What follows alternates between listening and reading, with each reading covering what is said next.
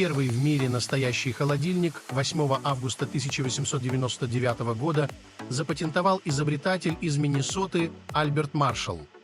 Эта дата по праву считается днем рождения холодильника.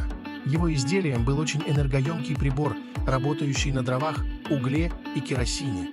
В России в начале 20 века была открыта фирма, которая предлагала всем желающим агрегат под названием «Эскимо».